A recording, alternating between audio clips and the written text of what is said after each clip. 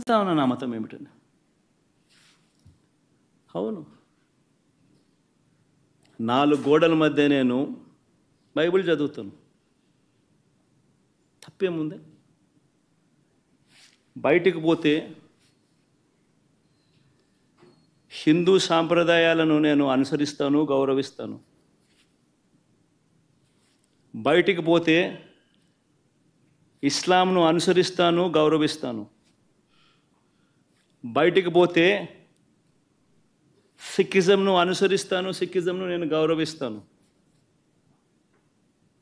నా మతం ఏమిటని అడుగుతా ఉన్నారు. నా మతం మానవత్వం. డిక్లరేషన్లో రాసుకుంటానేమో రాసుకుంటా. గుడికి పోయే వ్యక్తిని నువ్వు ఏ మతము అని అడుగుతా ఉన్నావు. ఏ మతము అని చెప్పకపోతే గుడిలోకి ఎంటర్ కాకూడదు అని అంటా ఉన్నావు. సెక్యులర్ దేశం అని చెప్పి చెప్పుకుంటా ఉన్నాం.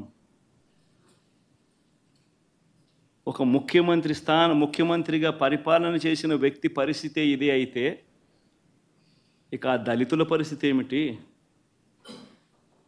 గుళ్ళలోకి పోగలుగుతారా? పోయే పరిస్థితి ఉందా? పోనిస్తారా? రానిస్తారా? ఏం చేస్తూ ఉండు?